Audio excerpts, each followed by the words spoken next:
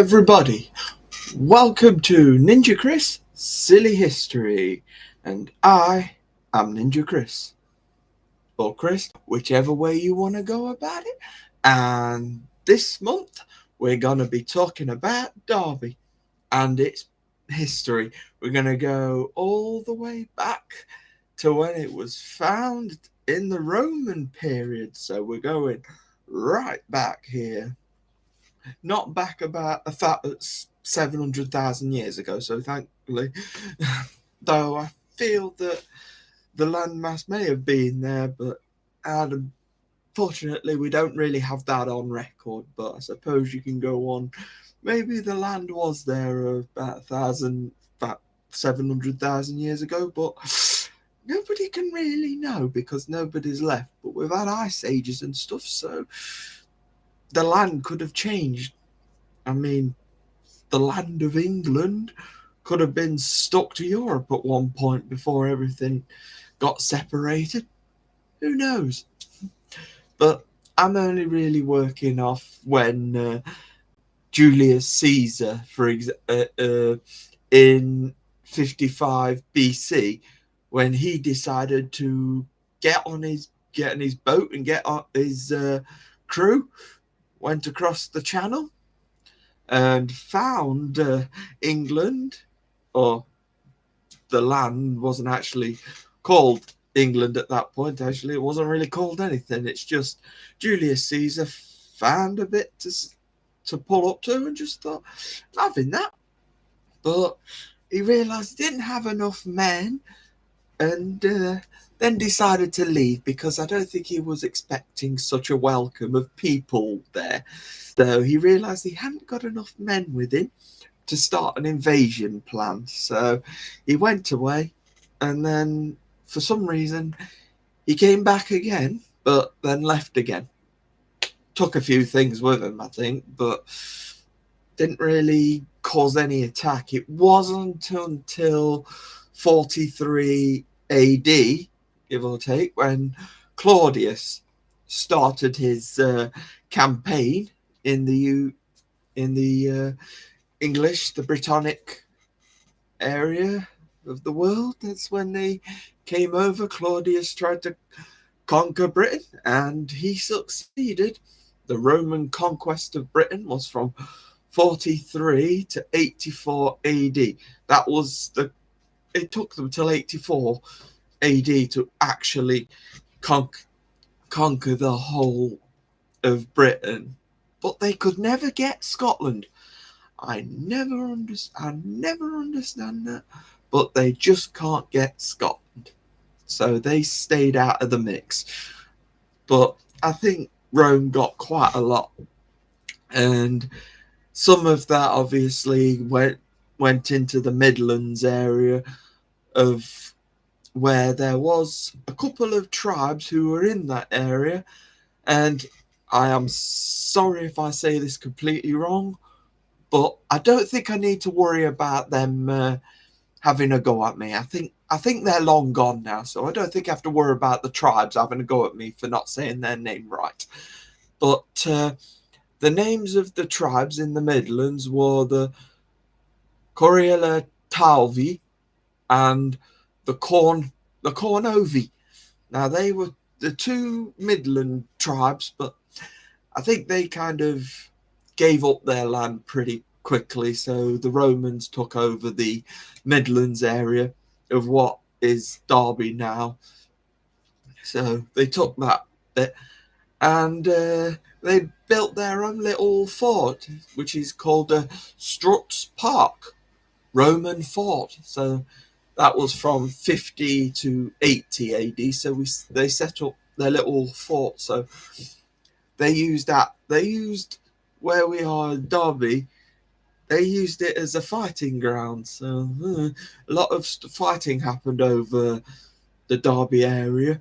So they had that fort. And once the wars were finally over, the Strutt's Park actually, sorry, I forgot to mention, was in Little Chester, or Chester Green, I think it's called as well. So those of you who know chess, but either way, it was over in the Derbyshire kind of area that we've got now.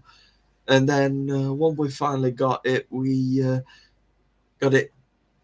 The Roman province of Little Chester turned into Der Derventio. Derventio. I think I'll go with that. The Derventio Conitanorum. That's what it turned into, which was a Roman province of Britannia, which again was in Little Chester. I could thank myself for at least trying to say those words. Believe me, that is a challenge with some of them Roman names. I mean, come on, guys, give us a chance, all right? All these weird names. I mean, it's amazing how this all turned into the little city of Derby that we have now. It's amazing how that all came about somehow, but it all started in that Roman period of finding our piece of land, and we ended up with England, and then went central, and we then had a Derventio. I gotta keep trying saying it. It's quite a cool name, isn't it? And the anyway, and the Romans stayed in Britain from 43 to 410 AD, so pretty much all of the Roman Empire's time, until the Roman Empire actually died out in 476 AD, when the whole Western Roman Empire fell. Then we went into the migration period, and the Germanic tribes, they all took over because the Romans kind of disappeared, and that began the Byzantine Empire. But anyway, we're not really here to talk about the Romans. We're trying to stick towards the Derby area, or what became the Derby area eventually. Because then after the Romans left England in 410, they didn't fully leave, because they obviously left behind a lot of little goodies, like they built roads for us, they left us aqueducts and stuff like that. So we still use them sort of things today on a more bigger scale, because we've got all this fancy technology nowadays that we have. So probably a little bit more fancy, but we had the basics back then. They left us a few things, and yeah, we still use stuff like that today. Obviously, we still use roads today to get places. Obviously, they're a little bit more different. There's a more concrete pavement and tarmac and stuff. Back then, it just looks like a load of stones, I guess. You were just going on gravel, the equivalent of what gravel would be. But the Romans did their bit. Then they left, and well, they left us to try and fight on our own, because during that migration period where everybody was trying to take over, this is where the Saxons came across from Saxony, so over from Norway and stuff, and Denmark. They all came across and think, I'm having a bit of that. So that's where we get the Angles and the Saxons. The Angles were already in Britain. That's the English part. But then Saxons came from Saxony and came over, and they decided they wanted that bit of land as well. So all these Germanic tribes, or Danish, they all came across, and well, the Midlands became Mercia, which Mercia lasted from 527 till 918 AD.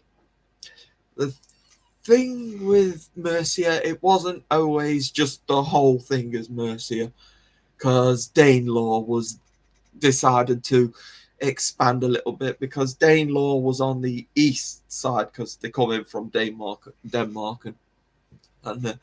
and you've got Wessex coming from the Cornwall area, because Wessex is, I believe, West Sussex. So basically, they're West Saxons, and they kind of shared a bit of land, because the Danelaw decided to come in. They wanted to create the 5 boroughs of Danelaw. I mean, the West Saxons still had a bit of Mercia. They kind of halved it. It's kind of like, if you're not sharing, you're not caring. So we let the West Saxons have the west half of Mercia, and Danelaw had the east side of Mercia. So it was nicely shared. So in the 5 boroughs of Danelaw, we obviously had Derby. They joined along in 877. Sorry, we're in 3 digits still at the moment. So 877 AD to 918, and there was 4 others because it was Derby, Leicester, Lincoln, Nottingham, Stanford. So yeah, they all sort of got along. There was obviously a few scuffles every now and then because the Danish wanted the whole of, they wanted the whole of future England. They wanted it all, of course, but we also fought back. So we just kind of came to a truce in the end because we knew it wasn't really going anywhere. So we were like, you have that bit, you have that bit. That worked.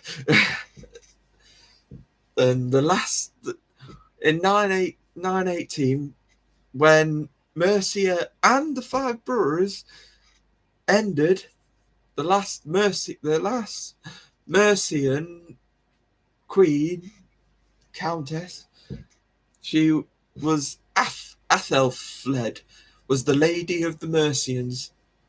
She was ruler from 911 till 918, obviously. So she was the last one of Mercia. Because in 918, Mercia became part of Wessex as a whole, so there was no longer any more Mercia.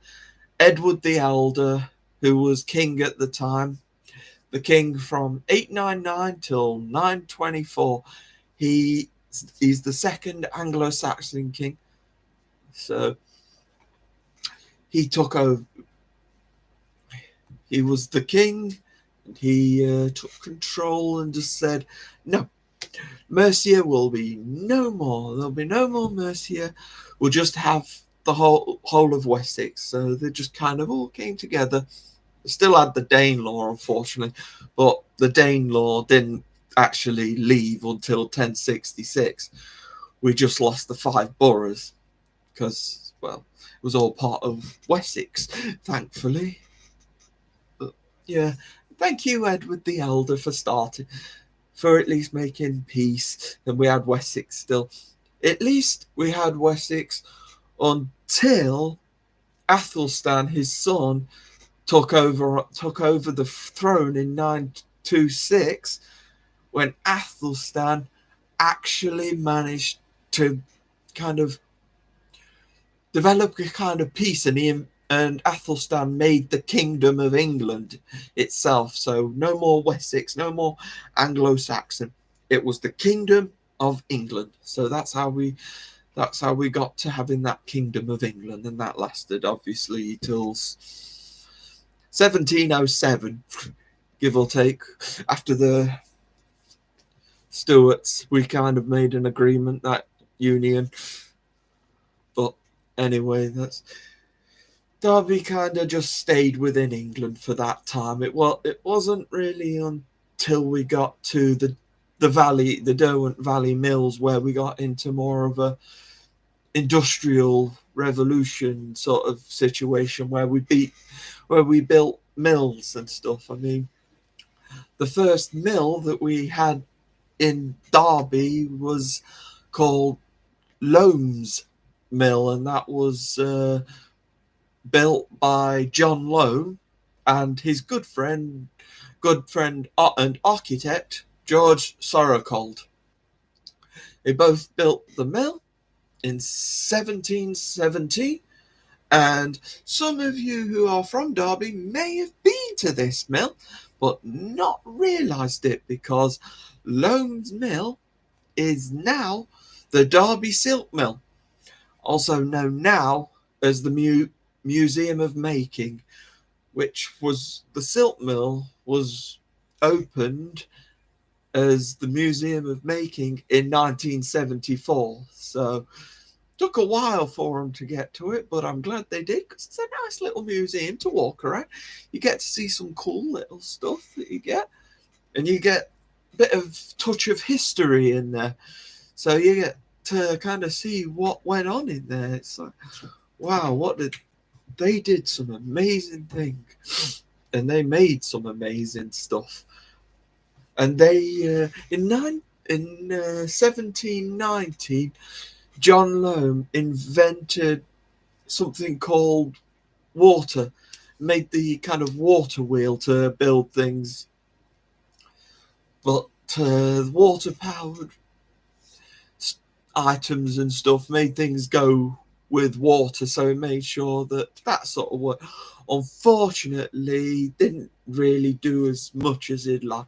Wasn't until Richard Arkwright made Cromford Mill in 1771 where he developed the water-powered cotton spinning. So he not only used the water power, but he used the water power to spin the cotton to make silk, I guess. And this was first started in the Cromford Mill, obviously Cromford in Derbyshire.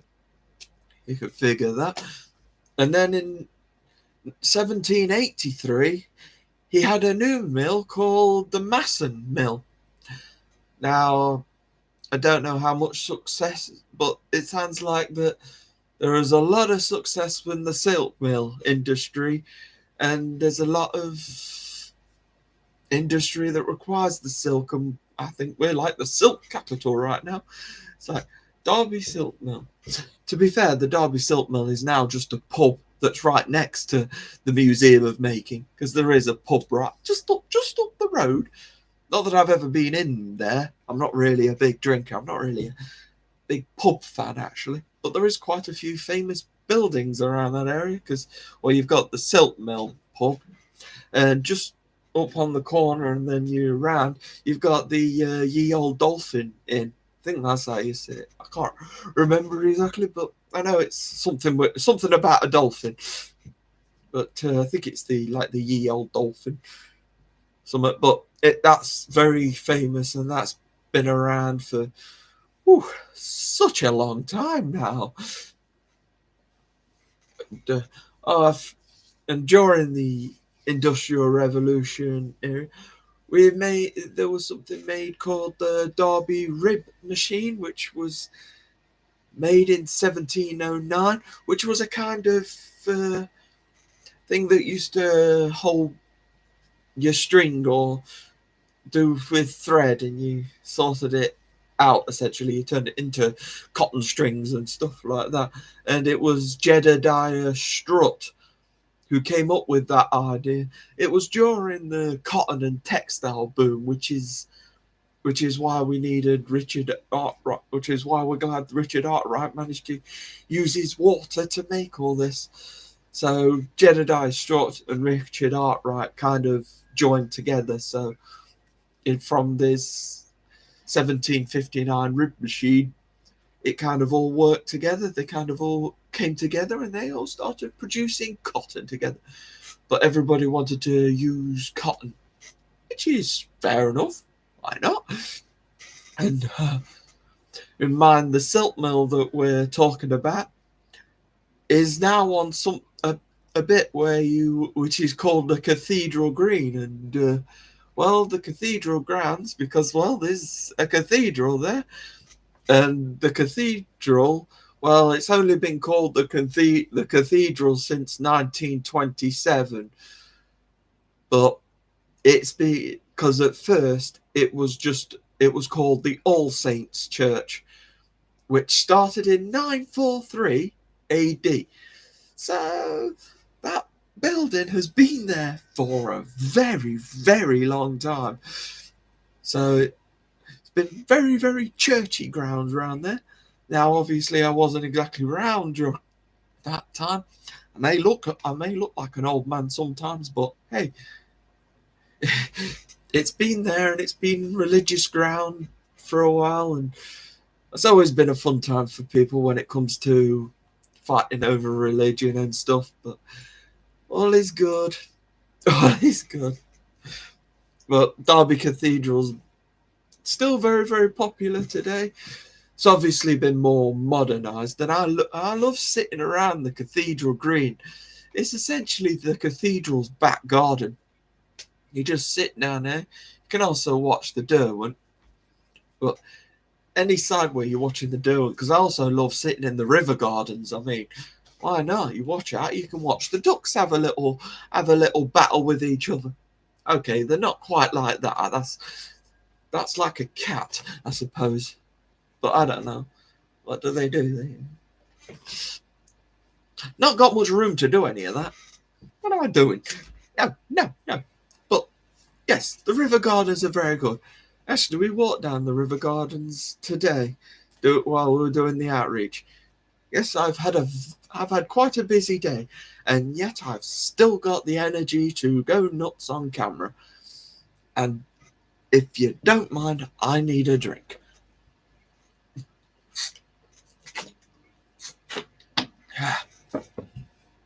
And I'm going to actually take this time just to say hello to everybody. So, hello, Anna. Good to see you. Diane, great to see you here. Hey, Steve, Mr. Smedley, good to see you here as well. Good to see that you're awake.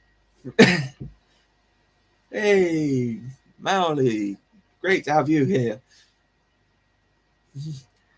Hey, Stephen, Mr. Skivington, good to see you here. You said you'd come. I'm glad you're here. Glad everybody's here. It's quite a nice. Yes, there was a lot of big words in there, weren't they? We'll get to the Rams soon. Hey, Joanne, it's been a while since I see you. You keep popping in occasionally. You keep surprising me when you come in there. But it's good to have you here. Hey, Claire, good to have you here with us. Happy to have you around. Hope everybody's been having a good day, good time with themselves.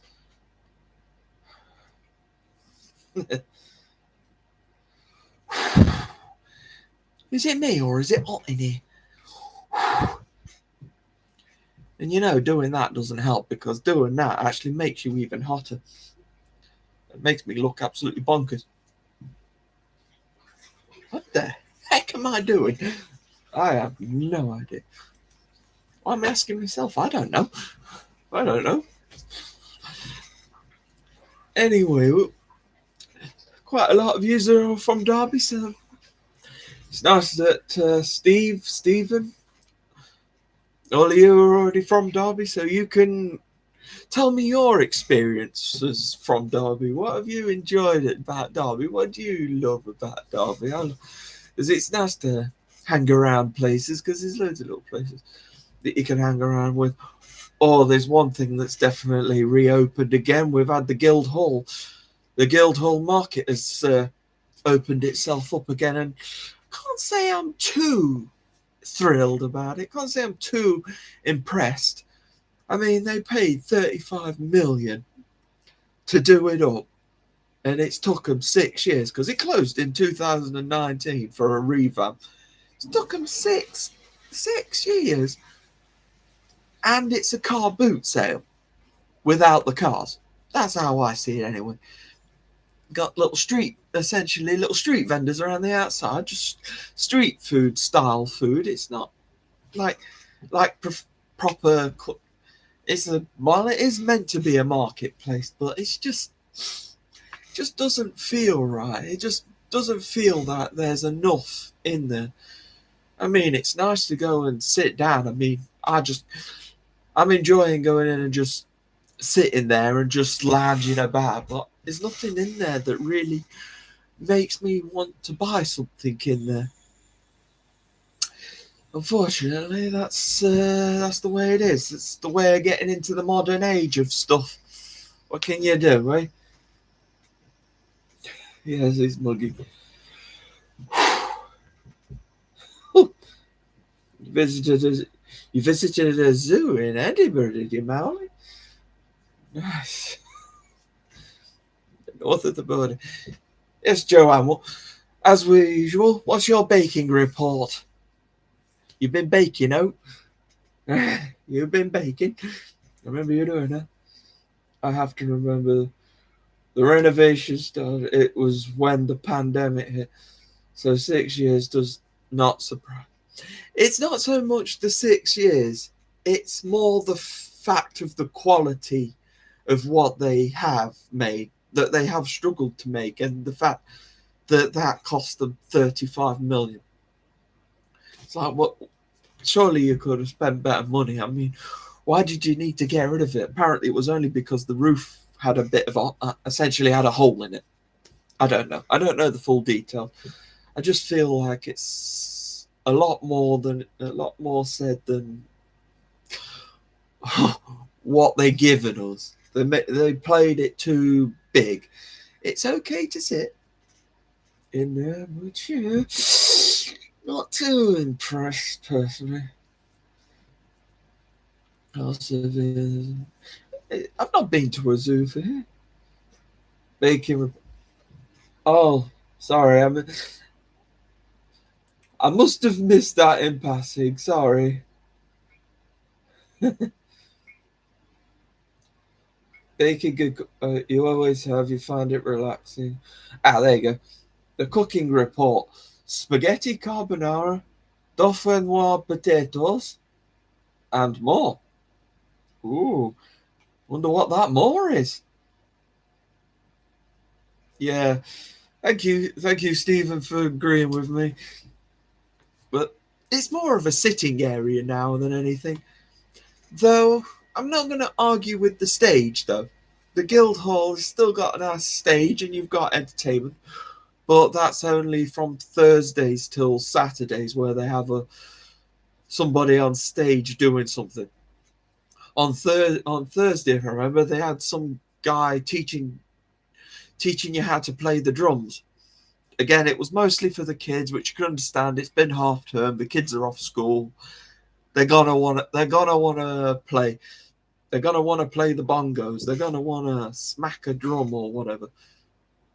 That's meant to be a bongo, I think. Though they could be doing that. I'm not a drummer. I don't know. Thanks for the breaking report. The baking report. Yes. Well, I'm going to get my tongue in order. I keep slipping up. I'm all over the place. And there's something else that's quite famous in Derby is the Arboretum.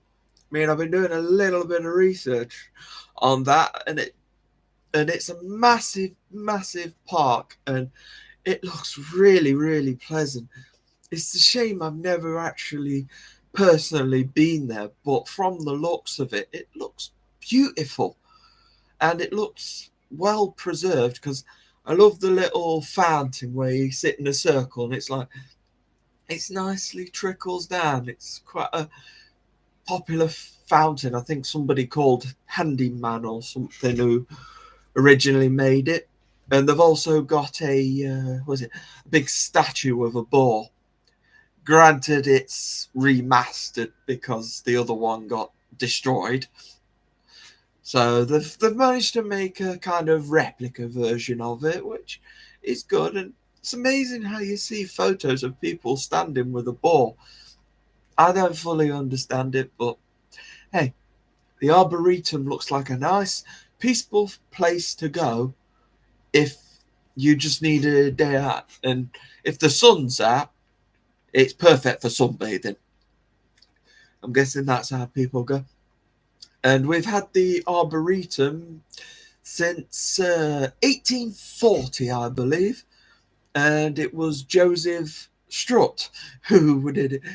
You might remember the name Strut because there was Jedediah Strut, who was the one who made that rib machine in 1759. But Joseph Strut was his great. Jedediah Strut was like his great uncle. I think it was like that. Either way, this Joseph Strut was also very creative with his stuff, and he helped him open the park essentially.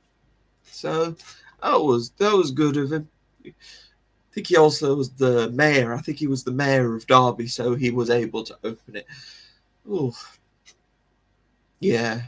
It's also another thing that I just love the open outdoor space it looks, and it just looks brilliant. You love outside, especially for when you're a very anxious style person.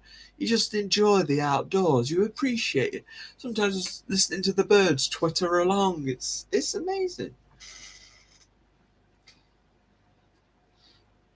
Okay, Steve, I'm so funny. I'm making you laugh. I was saying, yes, it's so hot in my bedroom. Yes, it definitely is. I've even got my fan on over here, and I'm still burning up. Whew. Oh, yeah, it's a long walk from Chadderton. I don't know. You miss your visits to. I'm not sure the community gardens are really available as much anymore unless you're a resident at the YMCA. But I've got other things to keep me busy now anyway. I mean, doing the Hope Centre and stuff like that. It's been really keeping me busy. Doing the outreach today definitely kept me busy. And I've still got the energy to do tonight. Going for it. And well, I'm in Derby, and I was outreaching in Derby earlier, so I'm still on the Derby, except that was more present time.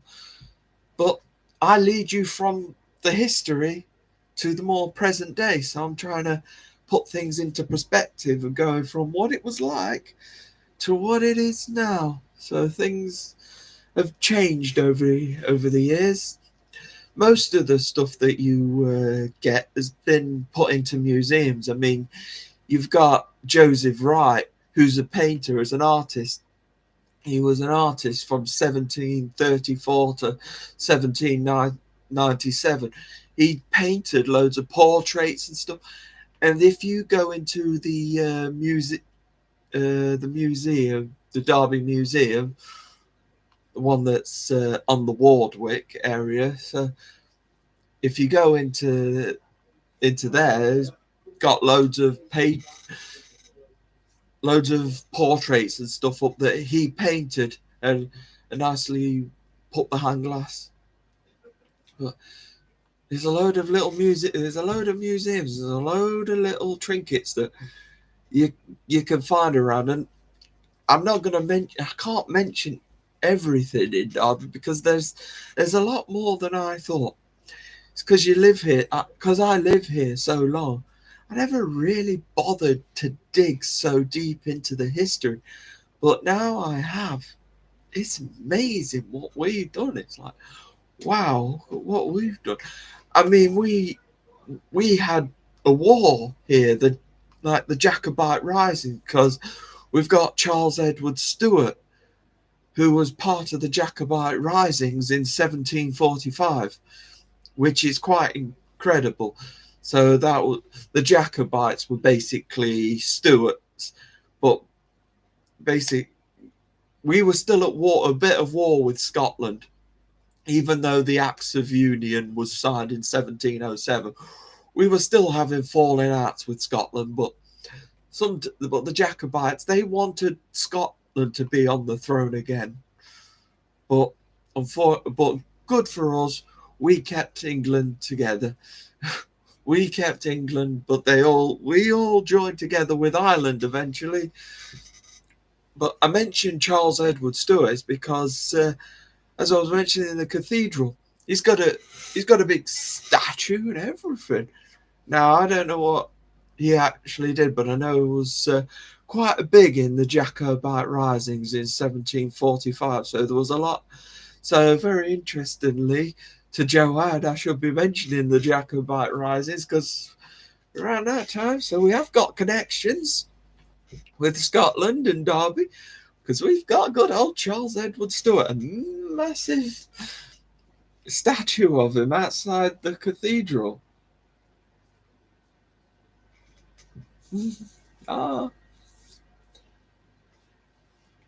I'm too young to sound like a grumpy old bench, you know. Ah, yeah, Yorkshire tea. Okay, open a window. Not now. I'm a bit occupied. Like I say, I've got my fan. My fan will do things. No, I haven't been to the gardens. I haven't actually walked down London Road for a while now. I haven't needed to. I haven't felt like needing to. But on Fridays I do the food bank, and I'm happy with the stuff that I am doing. Anyway, Joanne, you heard Mr. A saying that non-Melba, who has a lookout, sorted all the endowments. All right, you're talking Kitten Academy, okay. It's cooler tonight, there is it, because you had torrential rain early. Yeah, that's going around, a bit of rain, and pretty much cleared the muggy air. Yeah, I think we get muggy air, but we still get rain. I think here we're getting a bit confused as well. I don't know what to go out in because I leave the house so early in the morning, about 7 o'clock. So it's fairly chilly. So I assume that wearing my coat is the right thing.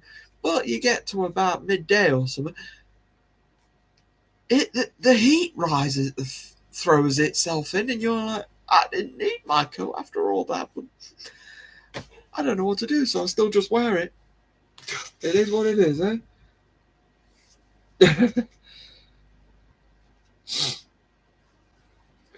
And I am sure they are part of the DJ and packing.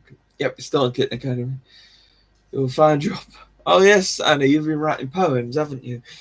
You always do that. Joanna, you declare a truce. Okay.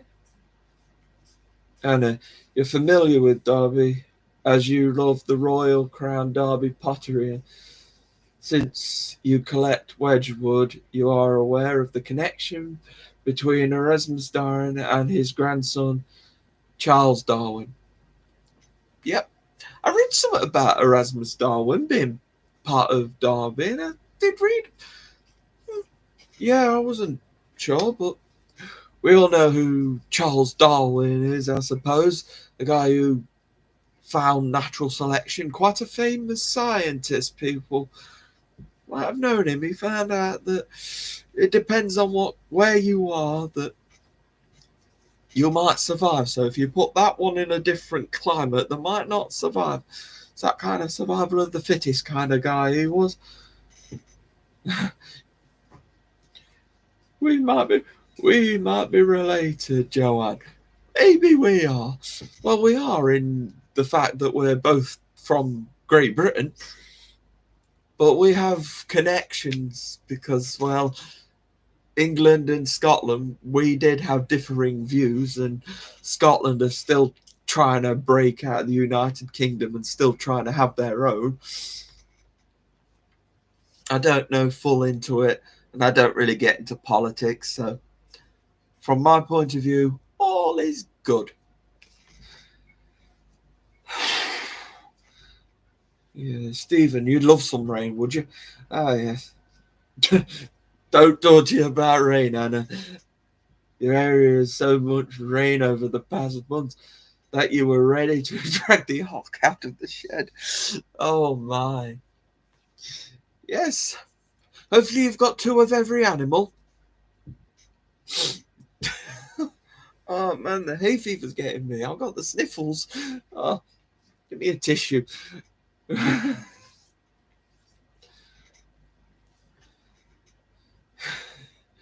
You, some rowing. Oh my. You love poetry. Yeah, poetry's good. Poetry's good if you can understand it. Remember, I used to write poetry a lot at the time, but it was only basic poetry anyway. It was never anything professional. I was never going to be any like Hemingway or out like that, or whoever is the famous poet. Wasn't going to be any of that. I don't know Wedgwood, but black basalt Wedgwood. Okay. Hey, Terry. Good to see you here. Glad that you managed to make it. It's always good to have you here. Claire, yep. Yo, we are related, Chris. We are all related through Kitten Academy. Yes, we are, Joanne. Unfortunately, there's some people here who have no idea what Kitten Academy is, I'm afraid. So you probably confuse the living daylights out of some of us on the chat. I know what you're on about, but I'm afraid Steve I'd be a little confused about what you're on about. Oh, as long as it rhymes. Yeah. As long as the poetry rhymes. You are upon one piece of Wedgwood black basalt. It is a copy of the Liberty Bell, which resides in your hometown of Philadelphia, Pennsylvania. You're hanging in there, are you, Terry? That's good to hear. I mean, considering your age, I think you've been doing brilliantly, and we've all been praying for you to pull through and everything. I'm so glad to see you here and glad to have you chatting, able to come to my live streams as well, because I don't force you. You've just remembered to hit the like button. I'm not one of those channels who goes, hit subscribe, hit like, do all that. I'm not one of those who likes to do that. I'm more one of those who likes to just say, if you're here, great. I'm glad to have you here. But if you want to like, you want to share, you want to subscribe, you want to go with your friends, that's brilliant. Obviously, I'd love to get more coverage. I'd love people to come in and watch. But I don't mind. I'm not forcing anyone. We will like to throw the prize. Not sure what that meant, but okay. Stephen, you're the white 2-pack. Easy. We're not going down that route.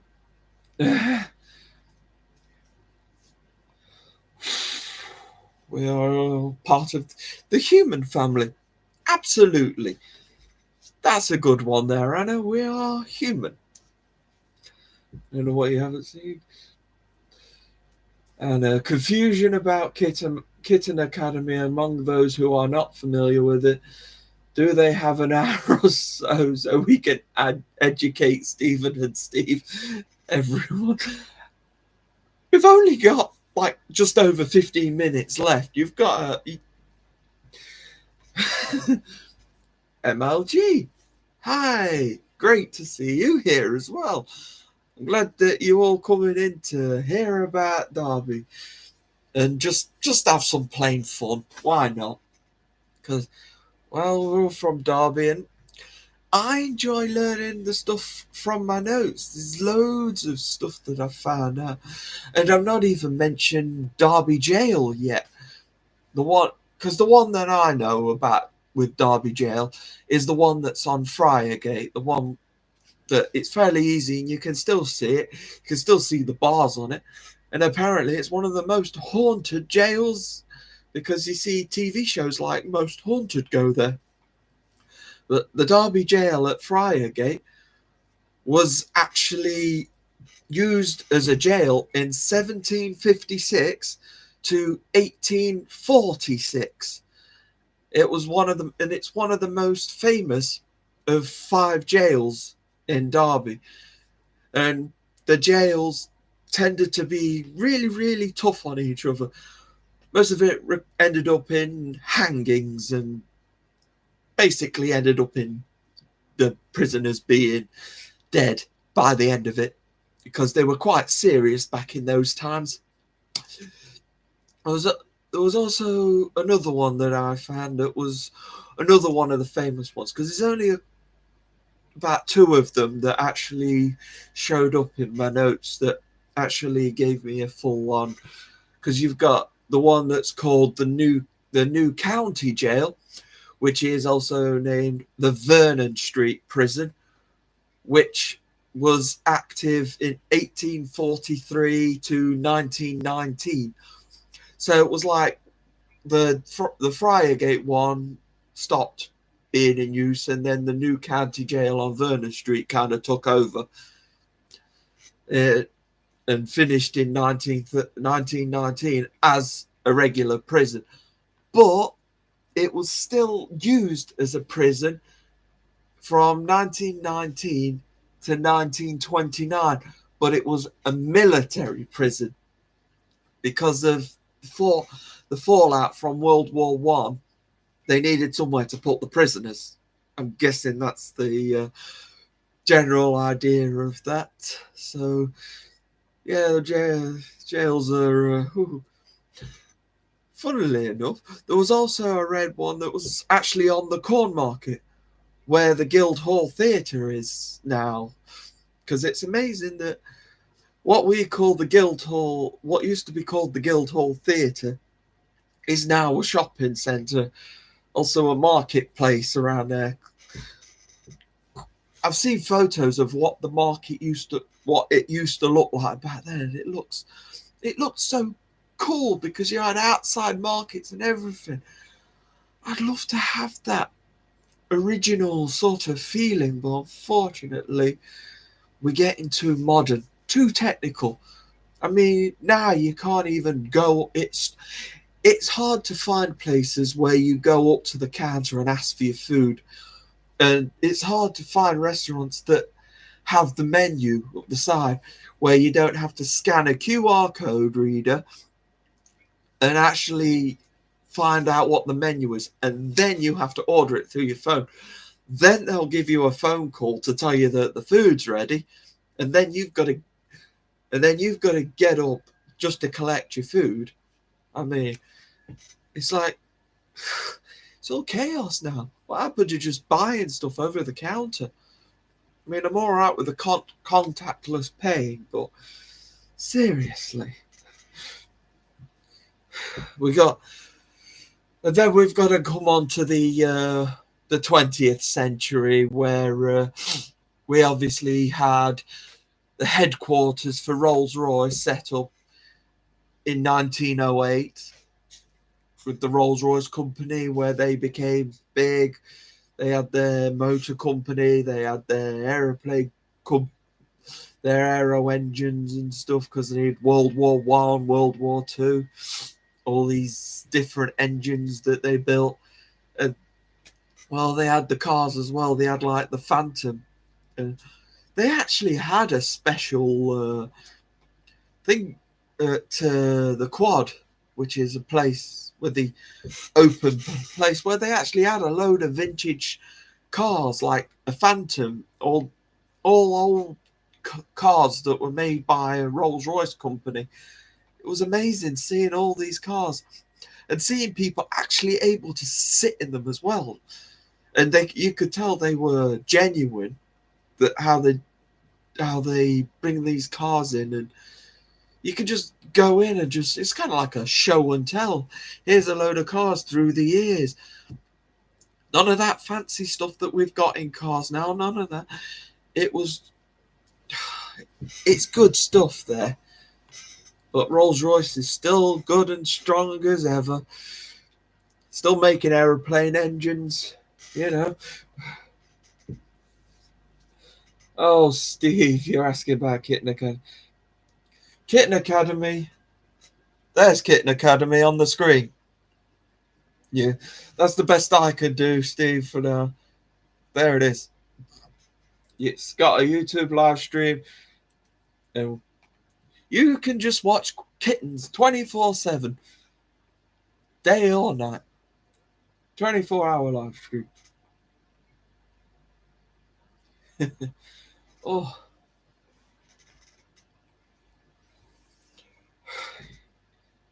yes,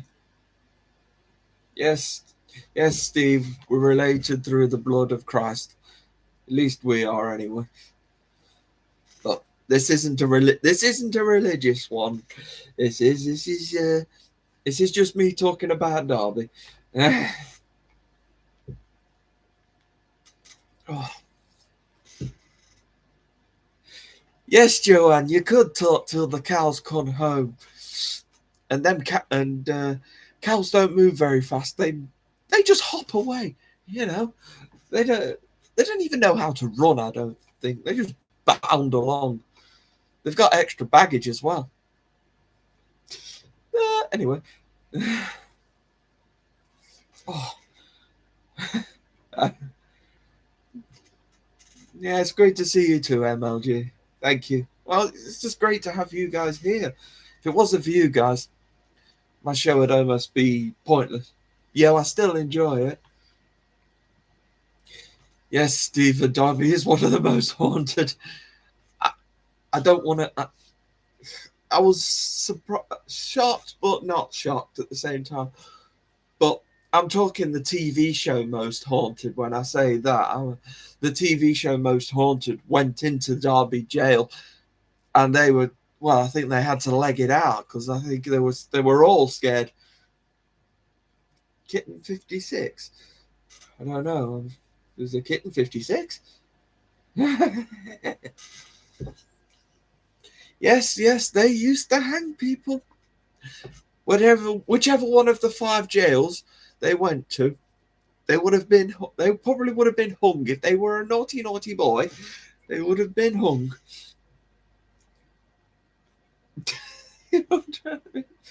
trying to explain. Kitten Academy is located in Connecticut. Wonderful month. Pizza. You love some. Oh, can't go wrong with a bit of pizza, can you?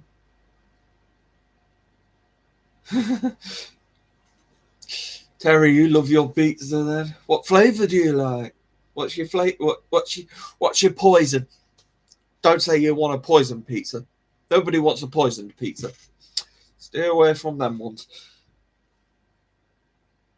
You are, yes, Joanne. You are very talkative, and you are definitely keeping everybody busy as well. But you have to suffer. Unfortunately, you have to suffer my face, and I like to ramble too. But I'll do my best to out ramble you.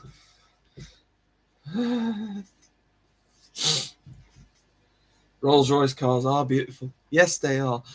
And some of them are just massive Rolls-Royce cars. They really go out to them. They make sure you've got a lot of room for you and you and about 1,000 kids.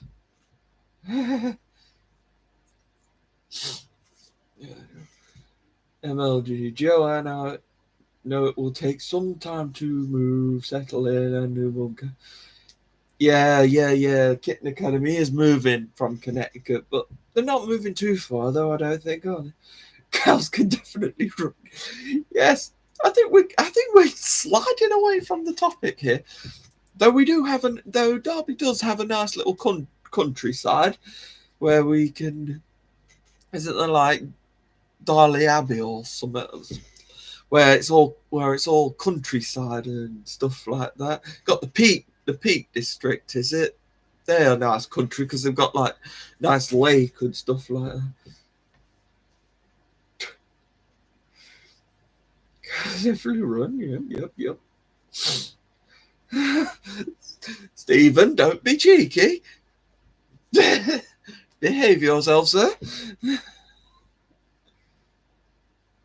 Don't use saddlers then.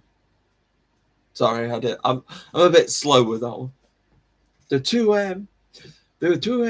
pizza joint down the road from us just announced they are shutting down. Oh, pizza restaurant shutting down. Oh, I'll be having pizza tomorrow night. I just thought about that. Oh, make me look forward to it. I get me pepperoni pizza. I just stick to the basics. I don't mind. I like to keep it simple. Simple pepperoni, pepperoni with extra cheese, because that's usually an option. Yeah, you've got to have the extra cheese. If the extra cheese is an option, you've got to have extra.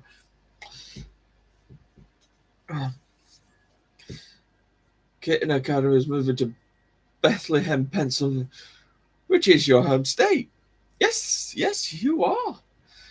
Yes. The Peak District is beautiful. Yeah, I think the Peak District countryside, isn't it? Well, I'm not trying to poison it. Okay, no.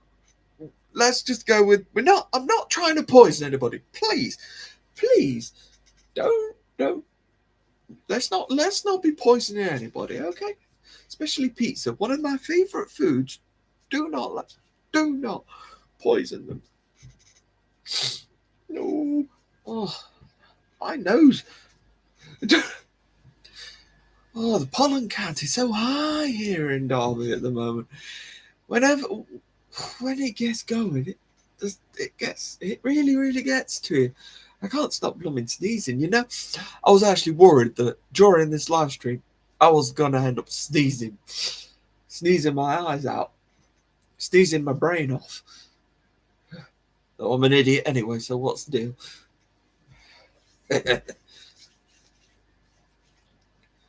Yeah.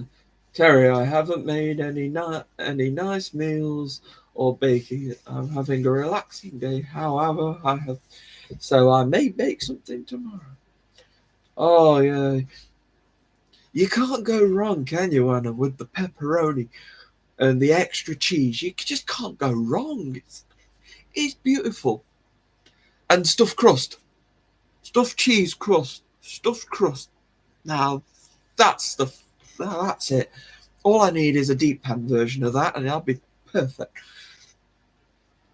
Because you don't want a floppy pizza, because that's the frustrating thing. If you have it about that thin, but you can have a stuffed crust. So when you pick up from the stuffed crust, your pizza just goes. Then you're doing that. You're trying to eat it. Anyway, too many visuals there, I think. You only eat cheese and tomato. That's fine. The margarita is fine. Probably it's a bit cheaper as well, isn't it? You didn't know it was moving to Bethlehem. Well, to be fair, I didn't fully know either. I don't fully know much about what's going on at Kitten Academy. I only find out from what you guys see mostly, but I still enjoy watching the kittens and the cats running around, Oh, relaxing is always a good thing, absolutely. No, mate. I am behaving. I'm a good little boy. I'm good. I behave myself all the time. I'm never naughty. I'm always great. I never sin. No sins for me. Marley, you can't get into pizza. Hang on. Cheesy mash? You sound like Andy from the... You sound like that Andy from the All In service. He doesn't eat anything but mash and cheese, which is fine. If he likes cheese and mash. He also likes carrying nuts and bolts and stuff, but he's great. And I'm not talking about pasta, Andy. Though he may have a few screws loose, who knows? And he may be watching this, so I'm sorry, Andy. I was joking.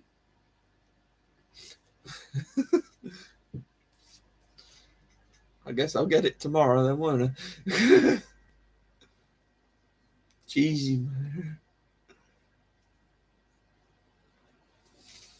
Yeah, cheesy mash is good. I like cheese and mash, but I need a bit of meat with it. You discovered great AI Cats and Kittens channel recently. It is called Parallel Universe, and it is beautiful. Good for nothing, no good. LOL. I am proud to get into trouble. You've been watching. Oh, Stephen, you don't carry nuts, do you? No. No. We're not going there. Let's try and keep things clean, eh?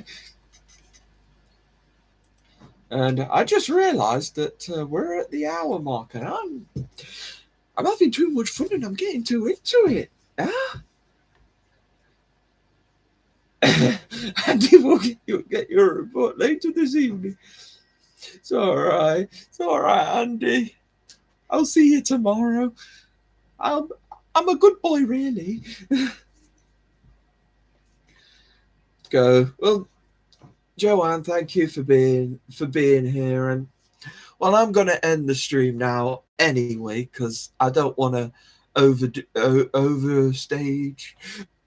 it. And just so you know, next month I believe we're doing Turkish cuisine, so that should be interesting for us. See what food that we have in Turkey. What food? I tell you, most of it pretty much all consists of meat. So I'm in heaven with Turkish food, it seems. But hey, it should be really, really good. I hope you all come to it and you all enjoy it. And maybe you get yourself some Turkish food. Maybe you'll grab yourself a kebab. Watch the show while eating a kebab. Who knows? Do what you like. And I realise I'm doing that a lot. Anyway, thank you everybody for showing up tonight. You are all wonderful. And I will see you next month. Or if I talk to you during the month, then well, I'll talk to you during the month. Because some of you I'll see tomorrow at church. But thank you everybody. See you next month. Have a good one. God bless you. See you. Goodbye, everybody. I've got to go. Gotta leave you all behind and face the truth. Bye.